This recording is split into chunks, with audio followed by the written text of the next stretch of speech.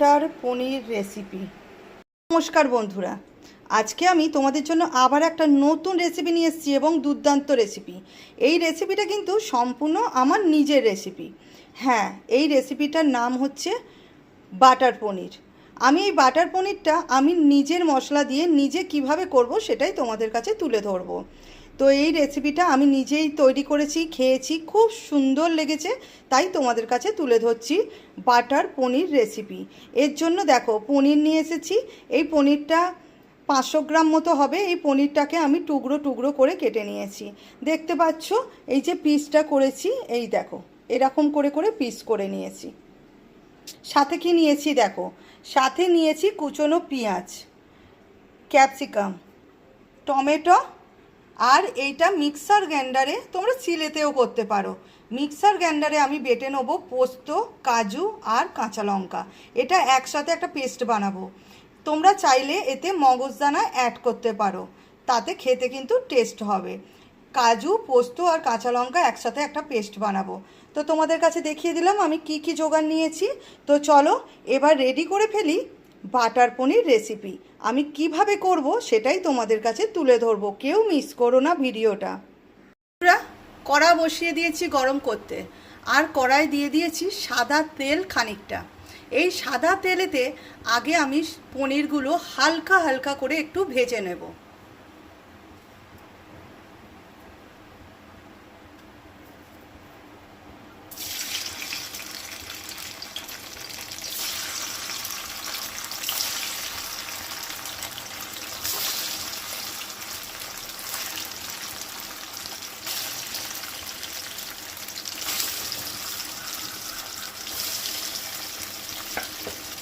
এই পনিরগুলো কিন্তু হালকা করে লাল লাল করে ভেজে নিতে হবে। খুব কড়া ভাজবে না, পনিরকে খুব হালকা করে ভাজতে হয়। খুব হালকা করে ভাজবে, এতে পনিরটা নরম থাকবে, খেতেও টেস্ট হবে। দেখো পনিরটা কিন্তু হালকা হালকা লাল হয়ে গেছে, দেখতে পাচ্ছ? খুব কড়া কিন্তু আমি ভাজা করিনি। এবারে এই পনিরটা কিন্তু আমি তুলে নেব। বন্ধুরা, পনিরগুলো সব কিন্তু হালকা হাতে ভেজে নিয়েছি, তোমরা দেখতে পাচ্ছ ভেজে নিয়েছি হালকা হাতে। এবার পনির ভাজার তেলের মধ্যেই দিয়ে দেবো খানিকটা বাটার।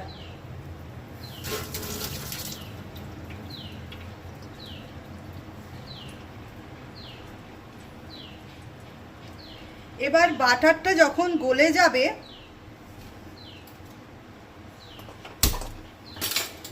বাটারটা আস্তে আস্তে গলে এলে সাদা তেলের সাথে বাটারটা মিক্সড করে দিলাম।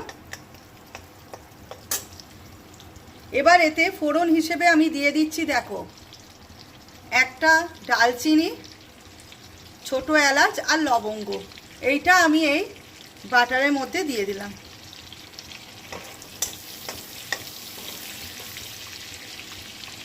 ফোড়নটা একটু ভাজা ভাজা হয়ে যাবে।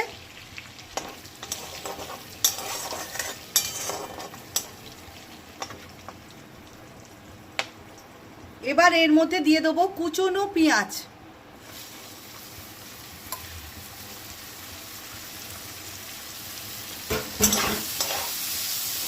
এই কুচনো পেঁয়াজটা খুব ভালো করে লাল লাল করে ব্রাউন কালারে ভেজে নিতে হবে। পেঁয়াজটা ব্রাউন কালারে হয়ে গেছে, এতে আমি দিয়ে দিলাম ক্যাপসিকাম আর টমেটো কুচো। ক্যাপসিকাম আর টমেটো কুচোটা ভাজতে ভাজতে এতে দিয়ে দেব আমি অল্প করে একটু আদা রসুনের বাটা।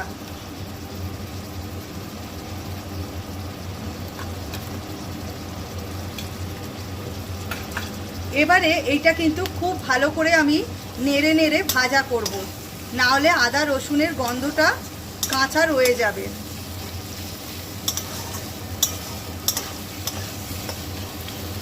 রসুনটা কিন্তু খুব ভালো করে ভাজা হয়ে গেছে, যাতে কাঁচা গন্ধটা চলে যায়। এবার এতে দিয়ে দেবো একে একে সমস্ত মশলা।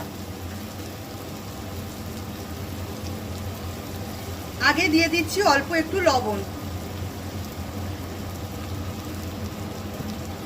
লবণটা যে যার আন্দাজ মতো দেবে।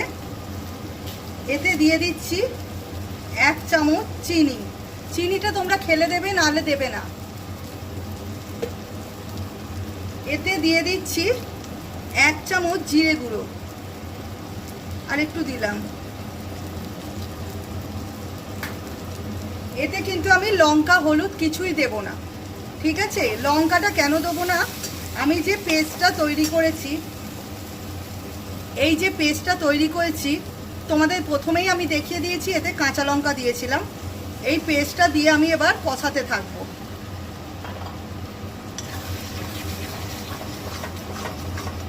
এবার এটা যতক্ষণ না তেল ছাড়ছে ততক্ষণ কিন্তু আমি কষাতে থাকবো। মশলাটা কিন্তু কষানো প্রায় হয়ে গেছে। অল্প অল্প একটু একটু জল দিচ্ছি। এটা পোস্ত বাটার ধোয়ার জলটাই আমি অল্প করে দিচ্ছি, আর মশলাটা কিন্তু বারবার নাড়াতে থাকছি। এবার এর মধ্যে দিয়ে দেবো ভেজে রাখা পনিরগুলো।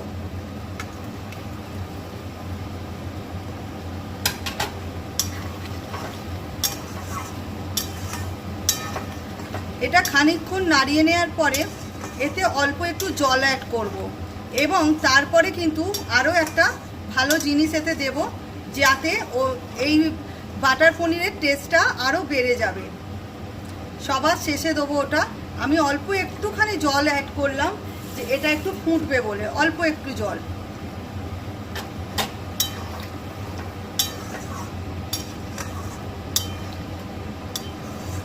এবার এটা 2-4 মিনিট একটু ফুটতে দেবো।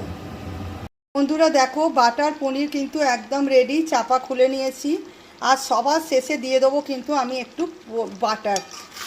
এই যে বাটারটা দিলাম, এই বাটারটা গলে গেলে এর মধ্যে সুন্দর একটা ফ্লেভার নিয়ে আসবে, ঠিক আছে? দেখো আমি কিন্তু এর মধ্যে দিয়ে দিয়েছি বাটারটা।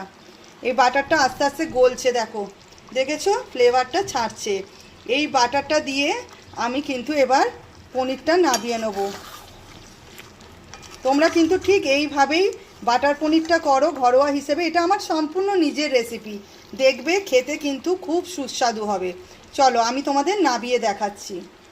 বন্ধুরা, তোমাদের কাছে তুলে ধরলাম বাটার পনির রেসিপি। এটা আমার নিজস্ব একদম ঘরোয়া মশলা দিয়ে তোমাদের করে দেখালাম। তোমাদের যদি ভালো লেগে থাকে তোমরা কিন্তু একটা লাইক কমেন্ট করতে ভুলো না, ঠিক আছে? কেমন লাগলো জানিও।